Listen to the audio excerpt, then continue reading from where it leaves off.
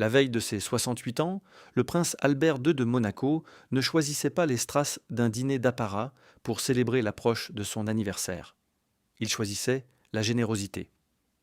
Aux côtés de la princesse Charlène, il foulait, ce vendredi 13 mars, les tapis du Four Seasons Hôtel George Sting à Paris pour une soirée qui allait lever plus de 123 500 euros en faveur des rugbymen en détresse.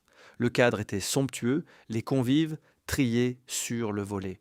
Plus de 300 invités avaient répondu à l'appel de Proval Solidarité, le syndicat national des joueurs de rugby, pour la seconde édition de son gala caritatif.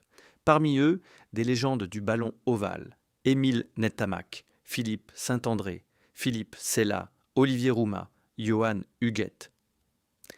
Des noms qui font vibrer la mémoire du rugby français. À leur tête, Malik Hamadash, ancien pilier du 15 de France, devenu président de Proval, orchestrait avec fierté cette mobilisation collective. Mais c'est le couple princier qui a capté tous les regards dès son entrée. Albert, sobre et élégant dans son smoking noir rehaussé d'un nœud papillon, semblait éclipsé, et il le savait, par Charlène, éblouissante dans une robe longue bleu nuit, signée Oscar de la Renta, constellée de cristaux scintillants. Une apparition à couper le souffle, pour une robe estimée à quelque 12 000 euros. Face aux photographes, les deux complices ont multiplié les sourires, les regards et les gestes tendres. Albert posant discrètement une main sur l'épaule de son épouse, instantanée fugace d'une complicité bien réelle. Pour Charlène, cette soirée avait une résonance particulière. L'ancienne championne de natation sud-africaine ne fait pas que poser dans les galas.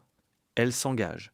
Depuis 2024, elle préside la Fédération monégasque de rugby et porte haut les valeurs du sport comme vecteur d'inclusion et d'éducation. Ce soir-là, elle était accompagnée de son frère Gareth Whitstock, secrétaire général de la Fondation Princesse Charlène de Monaco, une présence familiale qui témoigne de l'attachement sincère de la princesse à cette cause. L'heure de la vente aux enchères fut sans doute le moment le plus électrisant de la soirée. Les lots mis à prix avaient de quoi faire battre le cœur des passionnés de sport, des places pour la finale de la Coupe du Monde de rugby, 2 mai 27 en Australie, offertes par le couple princier eux-mêmes, des invitations FIP pour le Grand Prix de Monaco de Formule 1, une paire de gants ayant appartenu à Mike Tyson, le casque d'un certain Fernando Alonso, ou encore des maillots dédicacés par des icônes du du rugby tricolore. La salle alla jouer le jeu avec enthousiasme, les enchères s'envolant dans une atmosphère à la fois festive et profondément humaine.